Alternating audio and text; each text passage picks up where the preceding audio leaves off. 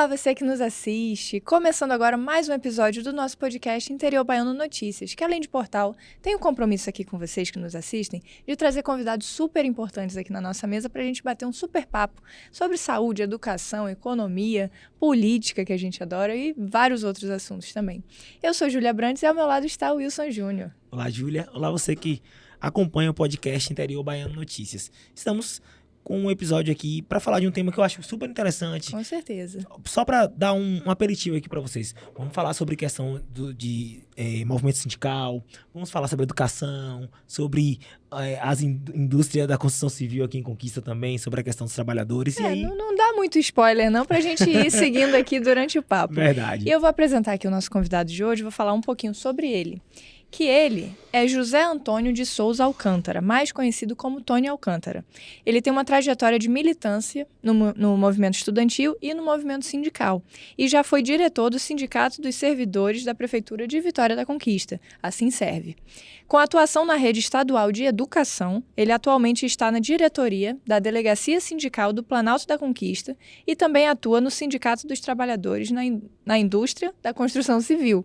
Então, o repertório aqui é grande e vai ter muita coisa aqui para você contar para a gente. Então, Tony, seja muito bem-vindo aqui ao nosso podcast. Eu que agradeço, Júlia Brandes, Wilson Júnior, pelo convite. Sem dúvida nenhuma, é um programa que tem repercussão municipal, estadual. Sem dúvida nenhuma, traz bastante informações para todos da sociedade conquistense baiana. É impossível não ler Vitória da Conquista, não ler o cenário baiano, se não prestar atenção no podcast do Interior Baiano. Então, vocês estão de parabéns, promovido por jovens extremamente empreendedores e que a sociedade precisa, que é um canal importante, uma alternativa de nos mantermos informados sobre tudo que acontece na nossa sociedade. Então, obrigado, estamos aqui à disposição. A gente que agradece imensamente aí, que bom. Já soubemos que você acompanha, né? Já vimos aí que você super elogiou, então a gente fica muito honrado com esses elogios. Com toda certeza. E hoje vai ser... Assim. E hoje vai ser um episódio super especial, né? Então vamos lá. Hoje tem assunto aqui para... Tem muito. Agora sim, para começar... Conta pra gente toda a sua trajetória. Como é que você entrou aí nessa parte de sindicato, da educação, da militância? Tem muita coisa aí no seu currículo, né? Então, conta um pouquinho como é que tudo começou. Bem, a gente vai tentar resumir o máximo possível, mas a nossa militância ela se dá sobretudo no movimento estudantil. Porque é característica inata do jovem querer mudar a sociedade. É peculiar a juventude. Querer mudar a sociedade. E isso começou exatamente no movimento estudantil. O movimento estudantil foi a porta de entrada para que nós tenhamos uma análise muito mais crítica da sociedade. A partir desse movimento, nós começamos a compreender que a sociedade ela precisa de uma transformação. É impossível ver a sociedade se nós não olharmos ver a necessidade da mudança da educação. E o movimento estudantil é exatamente isso.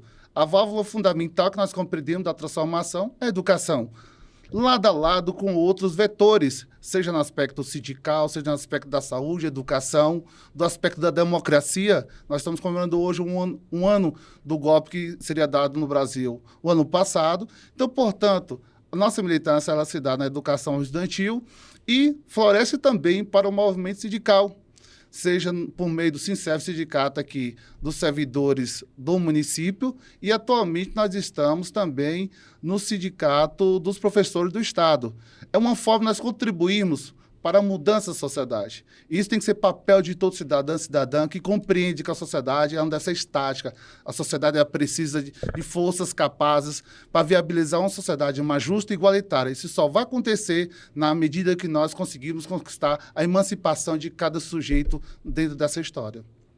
Ele estava comentando, né, sobre essa questão da formação do movimento estudantil. Vieram outros convidados aqui, que são, digamos assim, que também se formaram no movimento estudantil.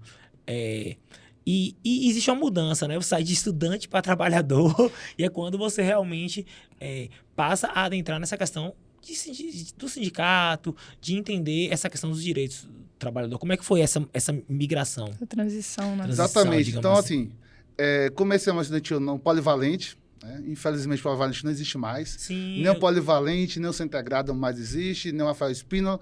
Hoje é o Complexo Integrado de Educação, que foi inaugurado, inclusive, recentemente pelo governo do Estado.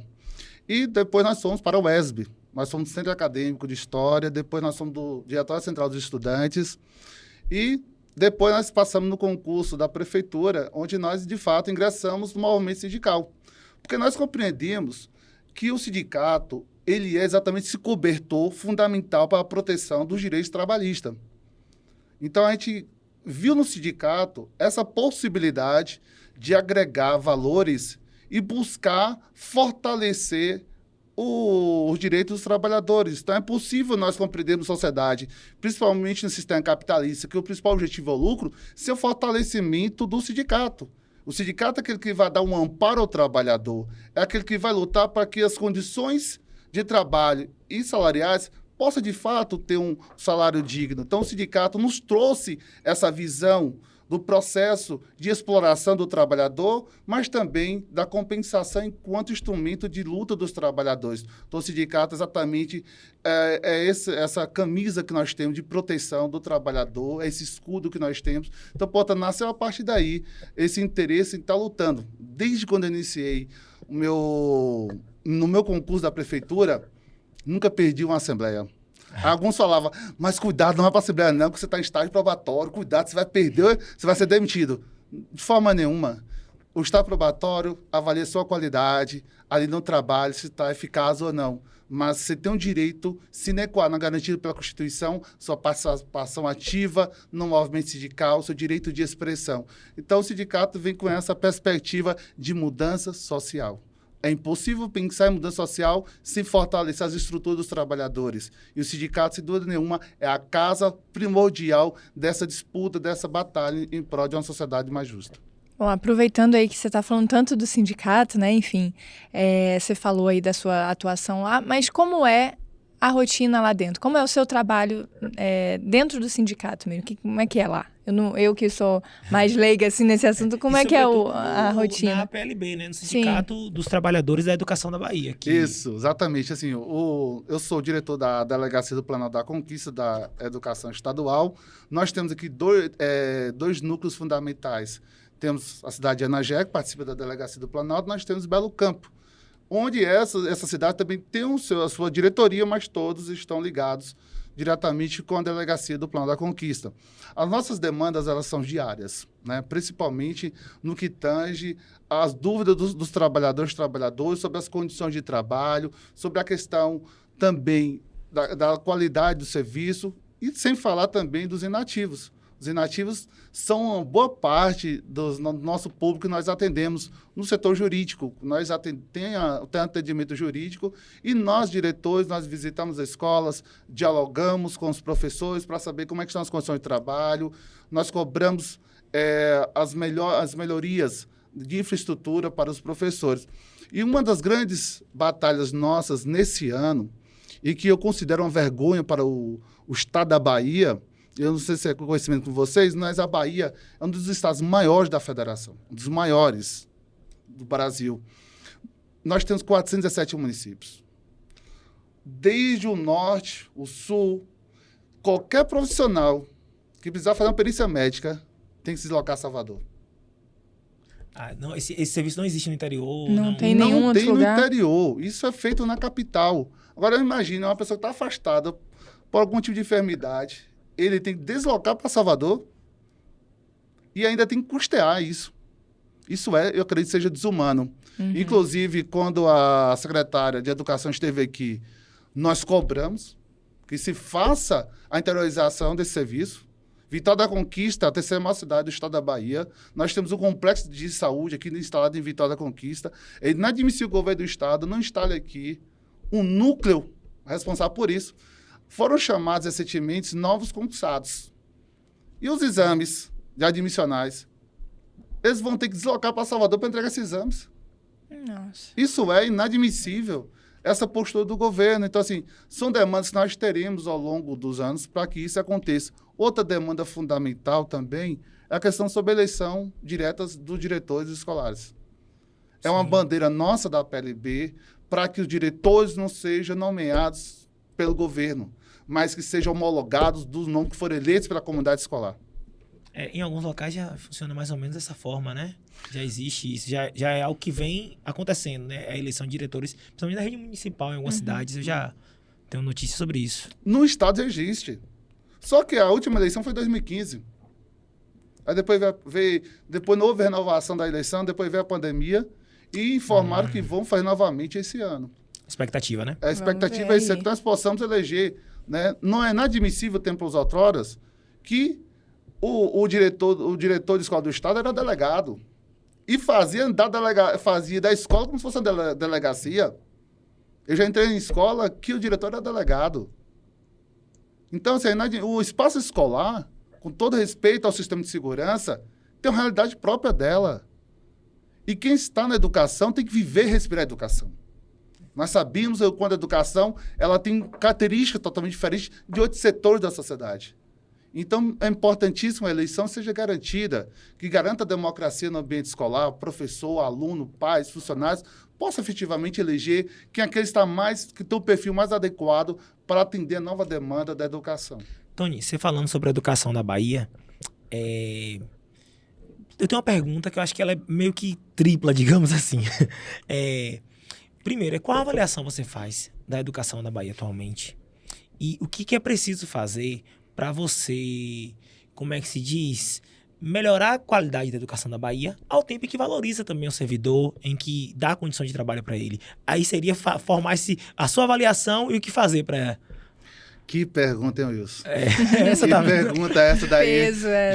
Júlia disse que não ia apertar, mas começou a apertar, viu, Júlia? Mas, assim, faz parte, né? Assim, em primeiro lugar, a educação baiana, ela precisa melhorar muito. Muito. A educação, o cenário da educação. A gente vive uma guerra de narrativas, né? De um lado, falam assim, nas piores educações, tal. Do outro fica, não, crescemos tanto, melhorou tanto. Então, nós vivemos uma guerra de narrativas. Dizendo que é muito ruim, outros dizendo que é muito boa, e a gente sabe que não tá nenhum também, nem outro, né? Nós vamos pegar os dados oficiais, né? Porque aí deixa de ser narrativa. Né? Pega os dados oficiais, você pega o IDEB. A Bahia, infelizmente, está muito distante da realidade de uma educação de qualidade. Tá difícil. Então, a gente compreendemos que o governo do Estado, a partir de algumas políticas recentes, está colocando estruturas fantásticas no interior da Bahia e na capital. Eu duvido quem visitar o centro de educação, né, o complexo de educação, ver Campus Society, ver piscina. Poucas escolas particulares têm isso.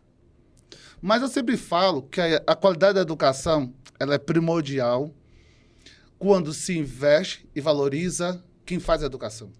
Não adianta ter paredes de ouro se quem faz a educação não é valorizado, que são os profissionais da educação. Nós estamos falando do coordenador pedagógico, nós estamos falando dos professores, nós estamos falando dos quem está ali desde o porteiro. É preciso que o Estado vislumbra uma política de valorização.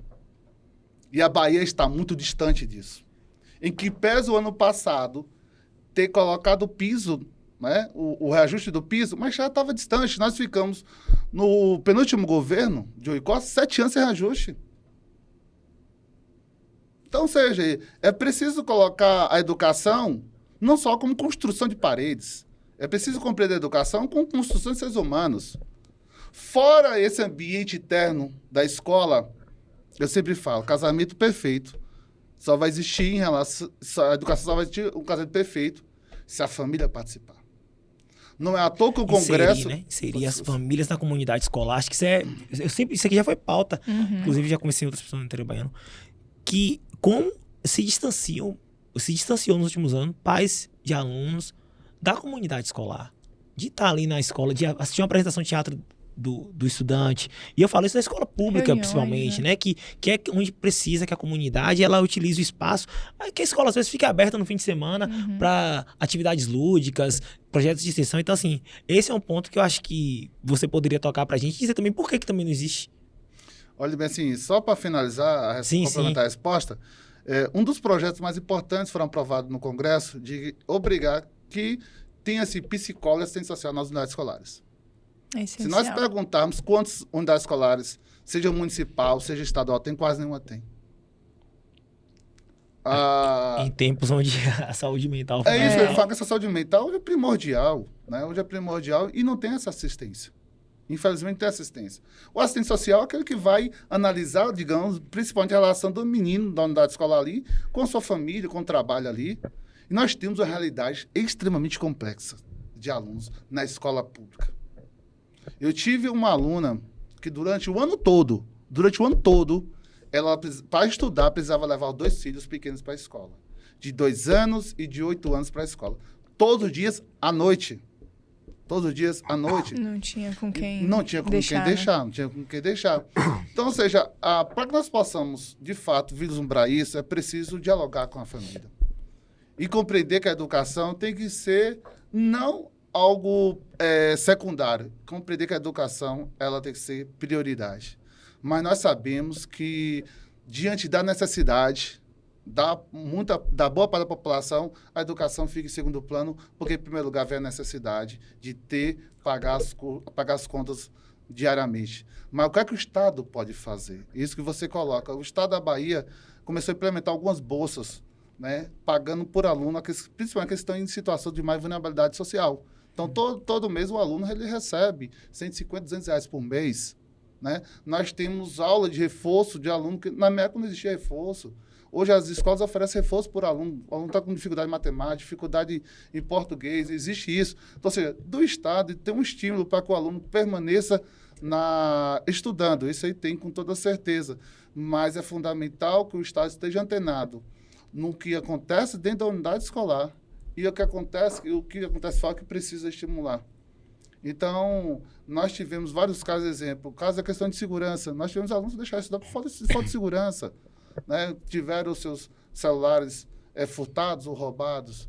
Então, ou seja, é um conjunto de arestas que precisam ser concatenados e harmônicos. Né? Às vezes até o acesso, né? Que é complicado, que tem dificuldade de ir e tudo mais. Isso influencia, né? Sim, a questão familiar, o aluno tá com problema em casa, o pai e a mãe, aí já deixa de ir um dia, no outro já vai, mas no terceiro já não vai. E isso aí gera uma série de evasão escolar, vai gerando a questão até da indisciplina em alguns casos. Acho que é todo uma assistência governamental que tem que ter para que garanta a educação. Educação é direito, né? Sim. E nós tivemos aqui, quando fala a questão da educação, mas a gente tem que ter muito cuidado com a questão da realidade de cada local. Nós temos vários alunos que saem da escola 22 horas, 2 horas está pegando o ônibus da DAS. 2 horas da manhã. Esse aluno só chega em casa início da tarde. E esse mesmo aluno tem que estar na escola 7 horas. Então, assim, é muito complicado quando a gente vê uma educação com tantas dificuldades, né, no nosso cotidiano.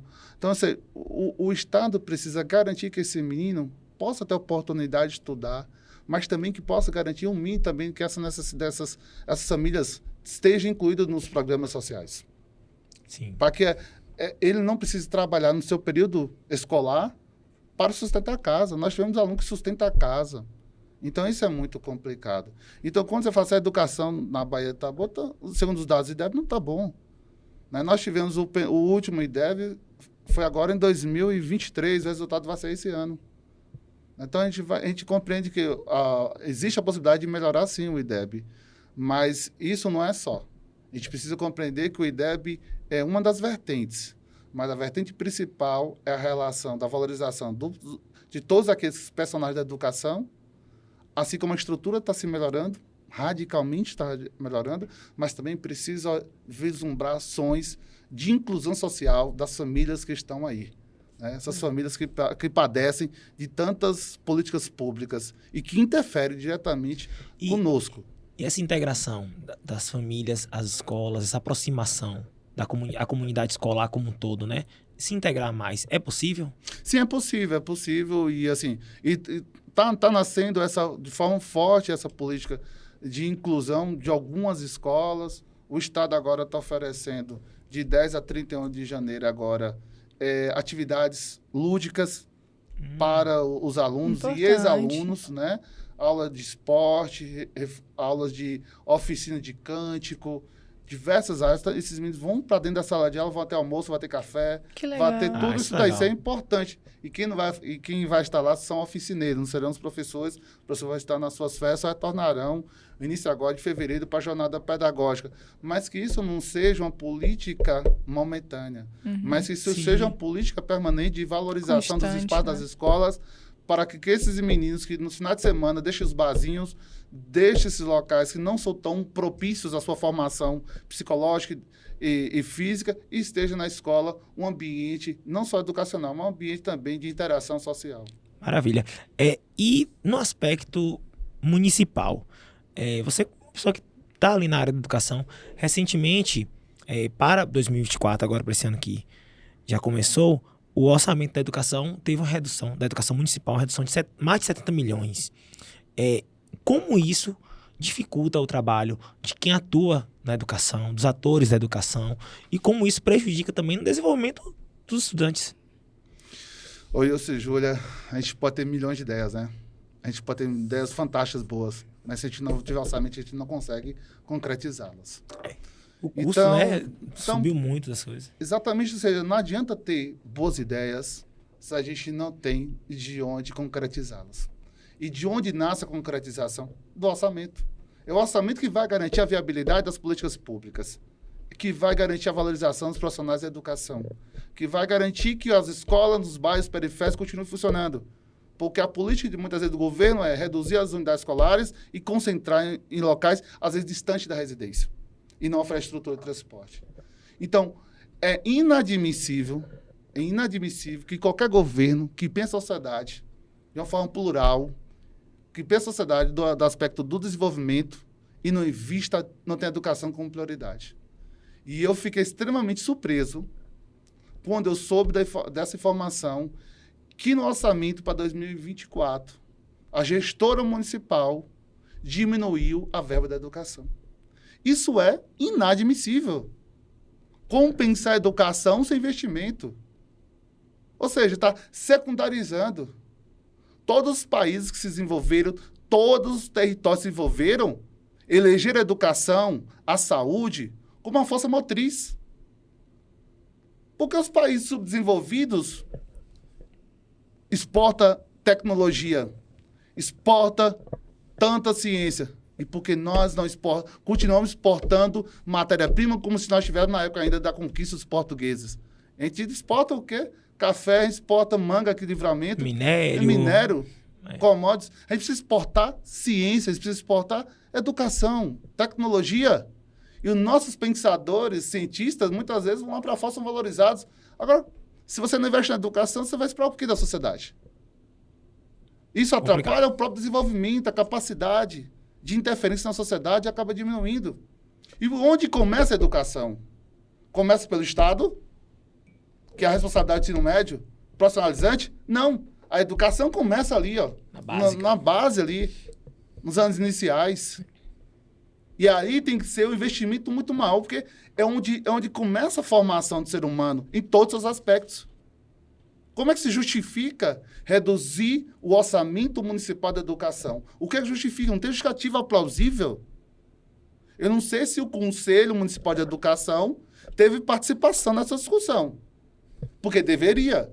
Quando você vai trabalhar o tema educação, você trabalha com planejamento. E o planejamento precisa ser votado no Conselho Municipal de Educação. E o Fórum de Educação, que não é um conselho, o Fórum de Educação foi totalmente contra essa redução. E eu acredito, todos aqueles que tenham consciência do papel da educação, jamais apoiaria essa diminuição. Então, portanto, a PLB, nós inclusive fizemos uma nota condenando essa postura da gestora municipal, porque esses meninos do município vão chegar no Estado. As condições desses meninos, da forma que for dado no município, vai desaguar no Estado. Ou seja, é um sistema, não existe um sistema equidistante, não. Os sistemas estão o mesmo. Porém, com entes responsáveis por determinadas fases da educação. Então, nós compreendemos que precisa ter harmonia. E a educação ela tem que ser vista com prioridade. E, infelizmente, nesse ano de 2024, foi reduzido o orçamento para a educação. Então, nós da PLB, nós refutamos qualquer tipo de redução no valor da educação, né, que é tão primordial. Sem falar que que os professores da rede municipal teve uma redução no interstício, que é a mudança, né, de um grau para o outro, que era de 8%, foi reduzido para 3%.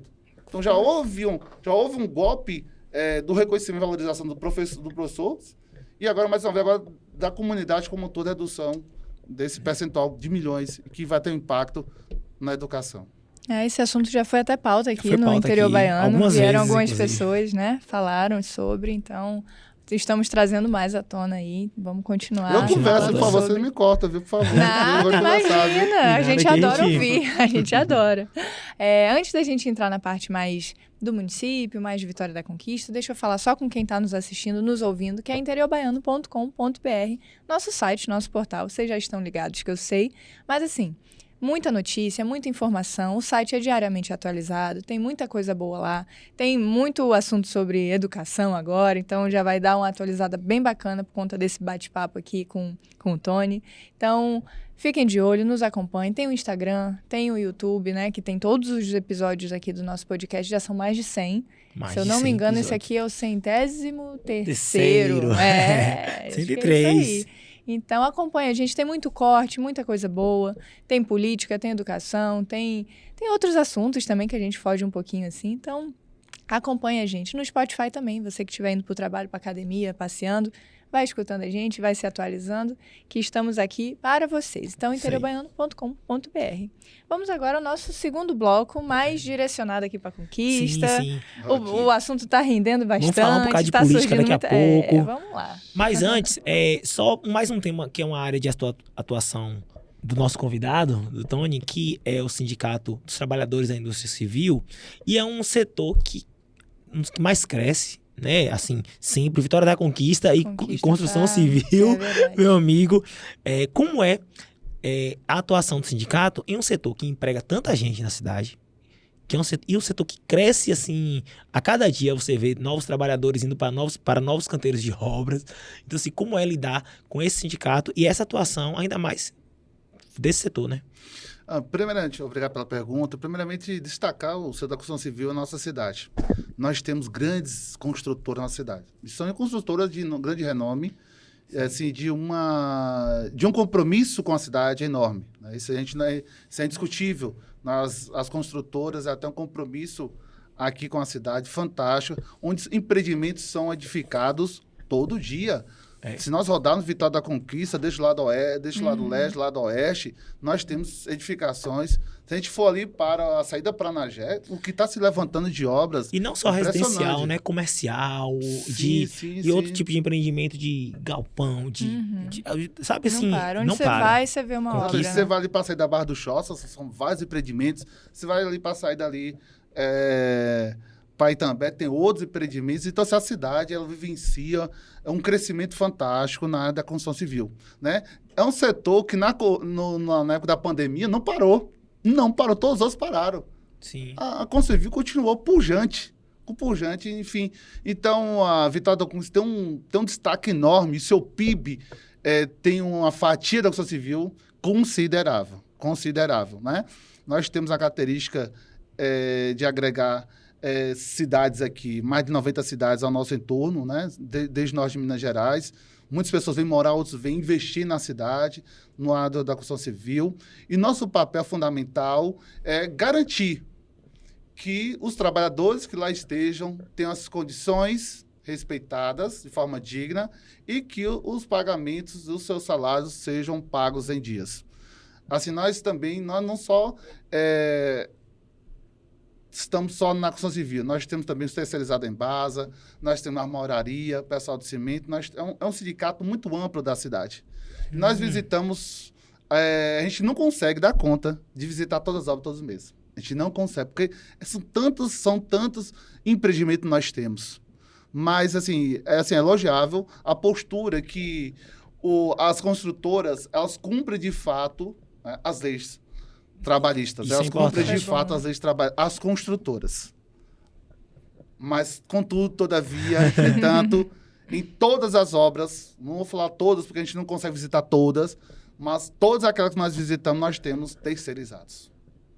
Sim. E, infelizmente, quase todas terceirizadas, nós temos problemas. Que tipo de problema, Antônio? Desde o não pagamento do 13º, desde a questão de não pagamento da rescisão trabalhista, desde não assinatura da carteira de trabalho. Então, aí vão surgindo os pepinos, né? sim, é onde nós estamos, onde nós estamos, nossos problemas nas obras da construção civil estão nas terceirizadas. Dificilmente nós temos dificuldades, problemas em relação àqueles funcionários que são contratados pela construtora. Entendi. Agora, aqueles funcionários que são contratados pelas terceirizadas, normalmente nós temos problemas. Nós temos problemas. Porque são terceirizados que entram na obra para fazer determinado trabalho específico. E que essas empresas terceirizadas, eles não respeitam a CLT e não respeitam também a Convenção Coletiva de Trabalho, que é aquele acordo entre o sindicato e o sindicato dos trabalhadores e o sindicato dos patrões. Então, essa convenção coletiva, ela fala sobre cesta básica. Você vai visitar as obras, quase nenhum terceirizado recebe cesta básica. Nós visitamos algumas obras aqui que nós tivemos que chamar a atenção da construtora. Foi a construtora, a terceirizada não está pagando cesta básica, porque na ausência da terceirizada, quem paga é a construtora. Uhum. Então, Sim. nós temos uma participação nessas obras de visitação. Fiscalizar, né? Fiscalizar, porque se não tiver o sindicato, e aí eu gostaria de chamar a atenção da população, que muitos, às vezes, criticam a atuação do sindicato. Se não fosse o sindicato, muitos dos direitos dos trabalhadores já não existiam mais. Nós tivemos vários casos, Júlia, que o trabalhador, de forma individual, foi cobrar seus direitos. Nós tivemos um caso agora que o trabalhador foi cobrar o pagamento do 13º. Não é favor, é obrigação. No outro dia, foi colocado um aviso prévio para ele. Por quê? Ele sabe, a empresa sabe que se tirar ele, amanhã tem outro para colocar no lugar. Então, tanto faz, tanto fez. Para a empresa, o trabalhador, ele retirar o trabalhador. Ele não tem um laço, nenhum laço afetivo, laço econômico. Então, o sindicato não. A partir do momento que a gente recebe denúncias ou visitação nossa, nós cobramos o pagamento. E todos, graças a Deus, todos os locais que nós fomos, onde nós detectamos que teve problemas, nós estamos conseguindo repactuar esses direitos trabalhistas com a terceirizada. E aqueles casos que a gente não consegue, nós ajuizamos na justiça, a justiça manda bloquear as contas das terceirizadas. Então, é a forma que nós temos de proteger o direito dos trabalhadores e trabalhadoras. A gente sempre está pautando aqui, dando voz a todo mundo. Interior Baiano sempre um ambiente democrático. E me veio uma brincadeira aqui agora, que a gente comentando sobre a questão a atuação do sindicato, que realmente ficou um pouco estigmatizado, aquela questão de muitas críticas que vieram surgindo. Aí um colega da gente aqui do trabalho falou, mas agora tá na moda. Aí eu falei, por quê? Não, porque agora até os atores de Hollywood estão... Teve a greve, né, dos roteiristas e dos atores e tal. Sim. E acho que levantou até essa questão. Porque, gente, não é só a gente fala assim, determinadas categorias que sindicalizam e tal, não. Os atores de Hollywood também tem, porque também tem direitos, também tem questões ali que são inerentes à atuação profissional deles. E aí me levantou essa questão sobre essa questão que a gente já falou aqui no Interior Baiano, acho que algumas boas vezes. Nos sindicatos, ele tem uma história secular, né? Não é algo recente, né? Uhum. Se a gente for contar a questão da Revolução Industrial, né, na Inglaterra, onde de fato ali nasce o movimento dos trabalhadores, né? Então, o sindicato, desde lá, ou bem antes, já tem essa perspectiva de defender os direitos dos trabalhadores, né? Porque, assim, com diversos governos que administraram o Brasil, qual era o papel? Era enfraquecer os sindicatos, fazer com que a relação entre trabalhador e patrão fosse direta, ou seja, a questão do banco de horas, antes só poderia existir banco de horas com a anuência do sindicato. E o sindicato, para concordar com qualquer parâmetro de acordo, precisa consultar a sua base. Acabou com isso. Hoje nós temos a reforma trabalhista que permite que você, Wilson Júnior, patrão, faça o banco de horas com outro funcionário aqui, sem a intermediação do sindicato. O trabalhador ele vai dizer que não? Ele não vai dizer que... Claro que ele vai dizer que eu concordo com o banco de horas, porque com o banco de horas, em regra, você não precisa pagar horas extras. Você vai compensar o que você fez mais no dia, você compensa... Então, são várias as coisas, né, que está tentando tirar esse papel do sindicato. Porque ele sabe que o sindicato tem uma força fundamental. E na medida que você tenta quebrar né, esse raio de alcance do sindicato, você está fragilizando quem? O trabalhador e favorecendo o capital, favorecendo o lucro, em detrimento de uma sociedade que precisa de uma proteção enorme, principalmente numa sociedade em desenvolvimento como a nossa. Você falou aí do crescimento, né, de Vitória da Conquista, que tem sempre muita obra, essa área da engenharia aqui está muito forte, né? Eu ia até fazer um comentário que eu vejo muita gente escolhe Conquista depois de um tempo que passa fora, enfim. Depois de alguns anos volta para cá, se instala e aí investe muito, né, nesses empreendimentos e tudo mais. É uma cidade que realmente... eu vejo essa vontade das pessoas de virem investir aqui. Minha família de fora, quando vem, fica impressionada. Pessoal. Conquista impressiona qualquer um. Só para dizer que Conquista, diferentemente de muitas cidades, e aí de Salvador, a capital, nós crescemos mais de 50 mil habitantes aproximadamente no último censo. Salvador caiu milhares de pessoas. Muita gente vindo para cá. Então, Conquista tem um caráter de agregar outros polos, né? O Sudoeste, a gente chama a capital do Sudoeste, Vitória da Conquista. Já se pensou construir uma região metropolitana em torno de Vitória da Conquista, exatamente pela essa capacidade da educação, da saúde, da oportunidade, né, que tem aqui. Exatamente, Vitória da Conquista traz esse termômetro, né, na nossa Bahia. Nós mesmos não somos daqui, mas a gente escolheu Conquista aqui para morar. Também não, viu? Não é, tá vendo? Nossa mas equipe escolhemos aqui, Conquista para morar aqui, cidade da Chapada.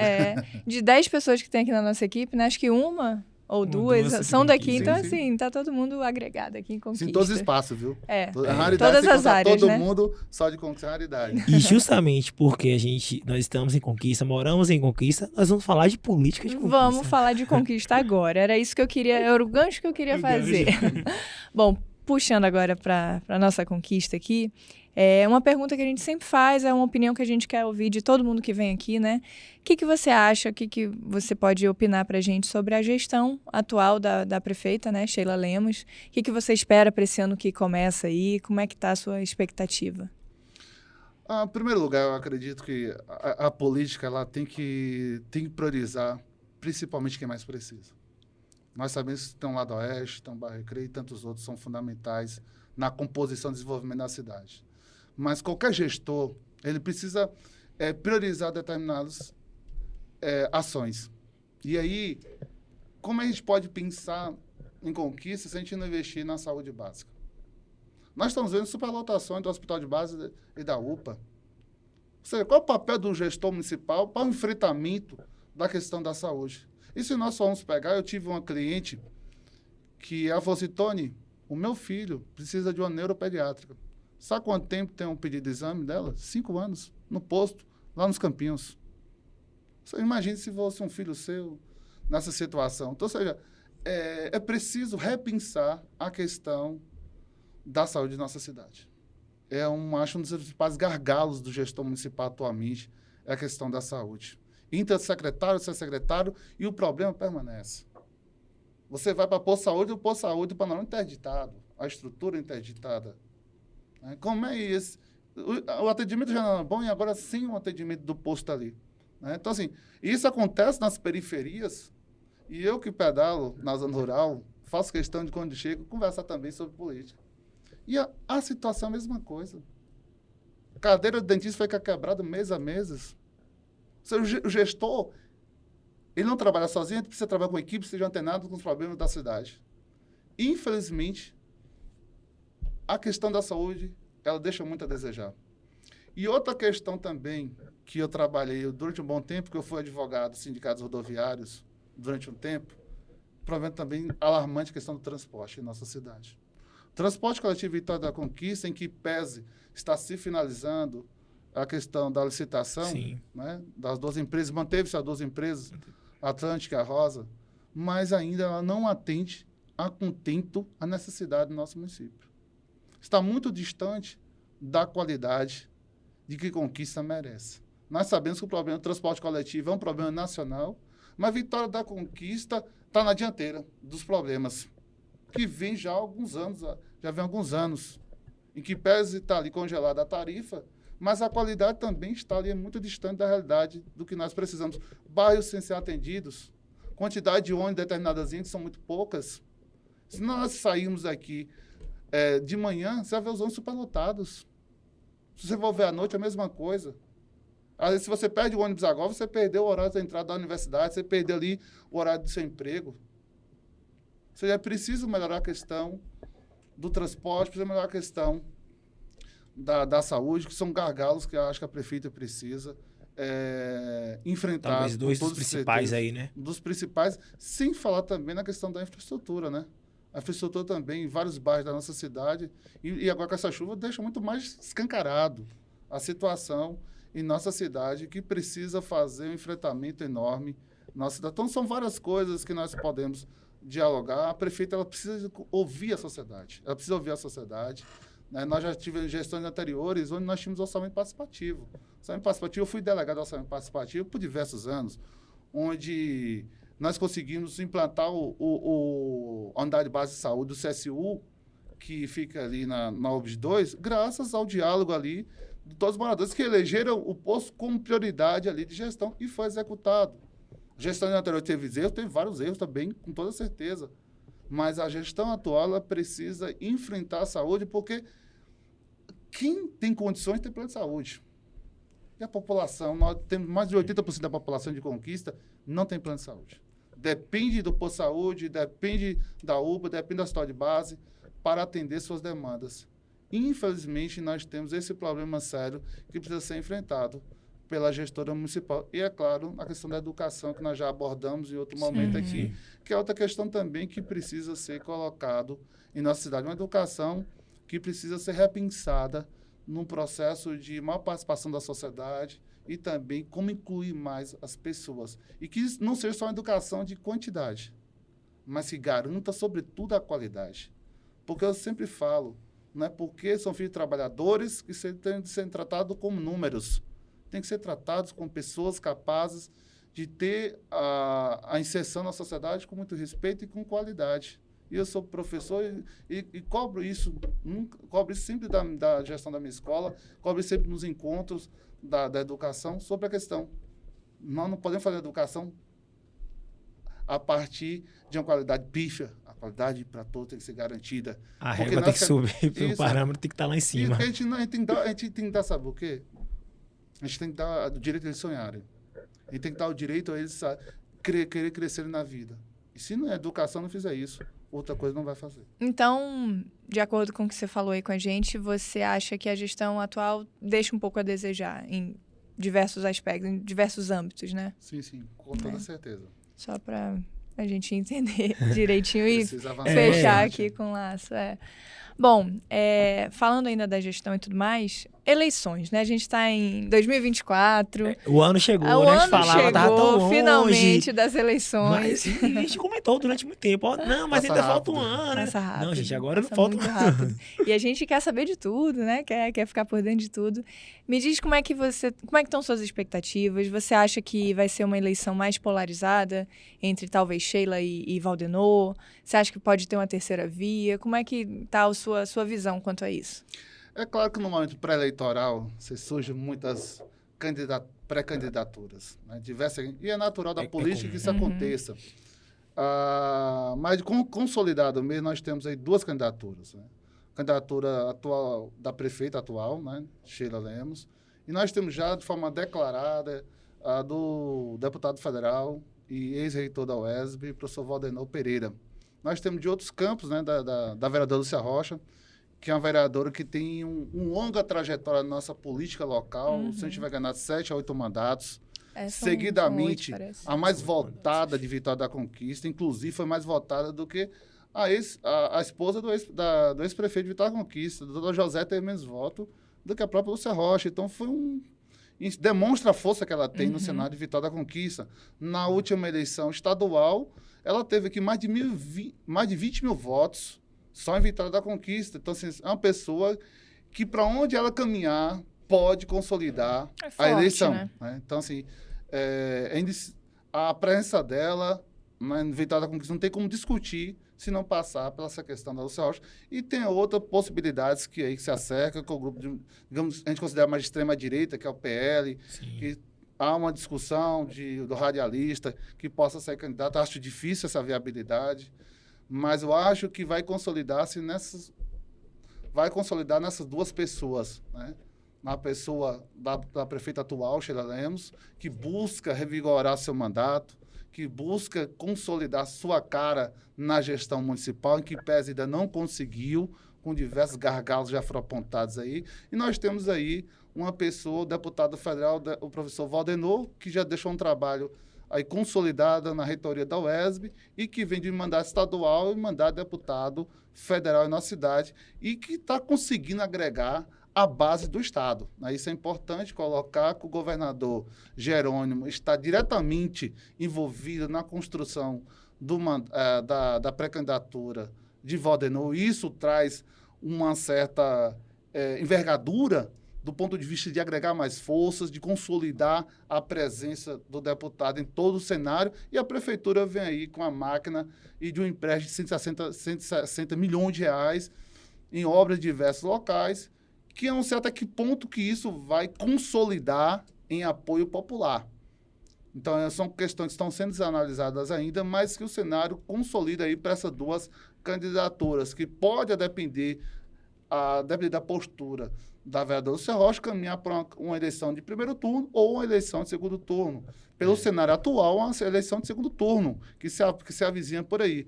Mas a gente não pode duvidar aí da força de onde Lúcia Rocha for caminhar, tá certo? E da repercussão dessas obras. E ninguém sabe se essas obras serão finalizadas esse ano. Muitas delas, com toda certeza, não serão finalizadas esse ano. Então, até que ponto isso vai se converter em apoio popular? São questões que precisam consolidar. E dizer que essa eleição é a eleição de uma pessoa que não veio votado pelas urnas enquanto candidatura de prefeito, né? Nós tivemos Ézio Guzmão, foi reeleito, não conseguiu chegar ao seu segundo mandato em virtude, infelizmente, da questão da Covid. Ela assume enquanto prefeita, tentando implementar sua gestão. Tem diversas arestas dentro do próprio grupo político dela, né? Que precisam ser resolvidos. Hoje nós estamos vendo aí mudança de secretários tentando alterar esse quadro político na cidade, mas são coisas, a política ela é uma mudança constante. Então a gente precisa compreender que o cenário atual é o cenário atual de segundo turno, onde desponta aí o deputado Valdenor e a prefeita atual buscando a sua reeleição.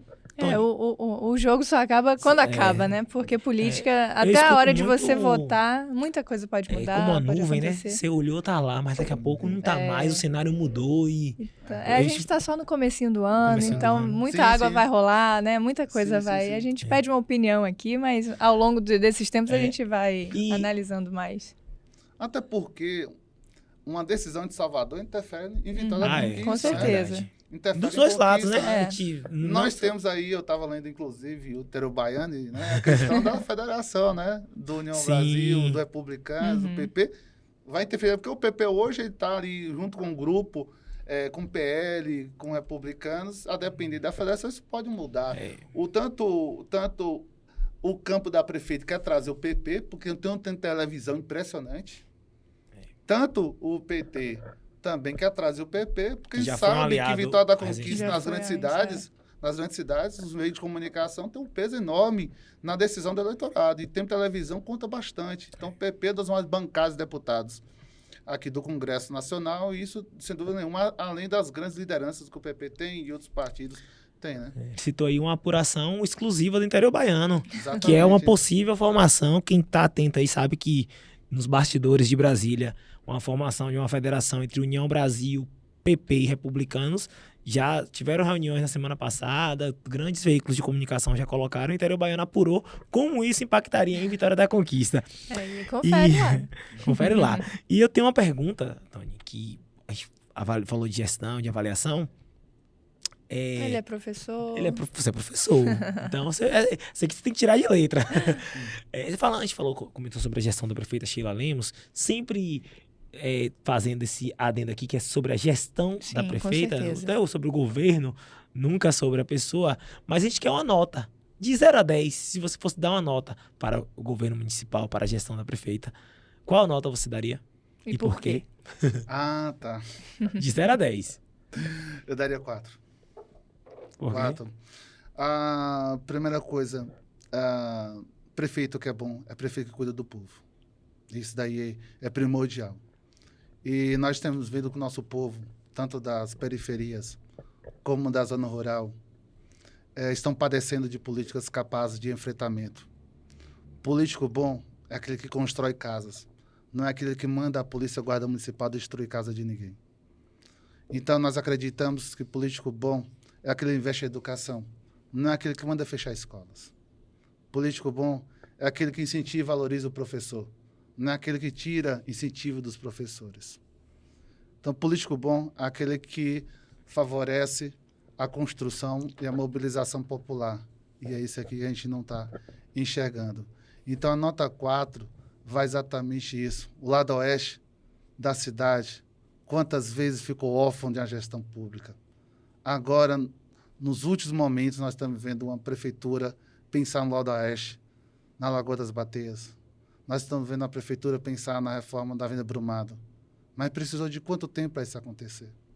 E o nosso lado oeste é uma cidade dentro de outra cidade, onde tem suas peculiaridades. Então, a gente compreende que a prefeita ela precisa fazer da gestão a gestão democrática, onde vislumbra as ações, principalmente nas periferias, porque são eles que dependem mais do serviço público. E a gente verifica que isso não está acontecendo de uma forma muito qualitativa. Nós vimos algumas ações do lado aqui da Oliva Flores e outras ações na Rosa Cruz. Mas onde o povo está, precisa muito avançar. Então, a nota 4, nós estamos no início do ano. Quem sabe ela possa passar de ano e tirar pelo menos a média. Mas, nesse presente momento, a gente não teria como dar uma nota melhor para ela em virtude disso. Eu estou falando de forma muito crítica acerca dessa... De forma muito sincera e crítica acerca dessa nota. Gostaria muito de estar dando nota 10 para ela. Porque se dá nota 10 é porque o povo está bem. Né? Então, é nota 4 porque o povo padece. Quantas vezes na fila da regulação ali do SEMAI, pessoas não são atendidas? Ainda bem que a prefeita repensou e acabou com um turnão na prefeitura, onde só funcionava até meio-dia, 2 horas da tarde. Quantas vezes a gente passava do lado da prefeitura, lá no SEMAI, via filas e mais filas para ter exames. As pessoas indo lá de madrugada para ter. Então, enquanto a prefeitura não melhorar essa questão do atendimento da saúde, na valorização da educação, no atendimento do transporte, na infraestrutura dos bairros periféricos, infelizmente a nota dela não vai chegar ainda na média. Nota dada e super justificada. Isso aqui entrou para o nosso hall aí dos cortes da nota. Foi pro destaque agora. Foi pro destaque, já tá lá. Bom, antes da gente ir pro quadro que vocês já sabem qual é, a gente vai explicar aqui novamente para quem está chegando agora. interiobaiano.com.br. Acesse aí o nosso site. O Will já largou aqui uma notícia que saiu lá, né? Em primeira mão, lá no nosso Interior Baiano. Então, confere, não só essa, como várias outras que já ocorreram. Tem muita informação também, muita coisa importante para todo mundo aqui de Conquista e da região também. Então, tem muitos municípios que a gente aborda, muitos convidados que já vieram aqui de outros locais e que a gente traz também um pouquinho de cada um deles. Nosso portal tá lá para você. Então, acessa interiobaiano.com.br e se liga no YouTube, no Instagram, no Spotify. Estamos nas redes. Estamos nas redes aí, é só procurar. E agora vamos lá, explica pra gente, Will. Tony, nós encerramos nosso bate-papo, chegando ao fim, mas ainda tem só uma coisinha pra acontecer que acho que você vai curtir bem muito, importante. Que é o nosso quadro Bate-Bola. Um nome, uma definição. Nós temos aqui 8 nomes e dos 8 nomes, nós vamos pedir que você defina um por um, conforme nós formos falando com uma palavra ou uma frase bem pequena. Breve. Tem que ser, a dinâmica é o... Tá apertando, Júlia. Papum. Tá vendo, Júlia, apertando aí? Mas você já assistiu, já sabe como é que é, mais ou menos. E tá eu vou ligado? começar. Comece, por favor. Começar. Então, vamos lá. Primeiro nome, Rui Costa.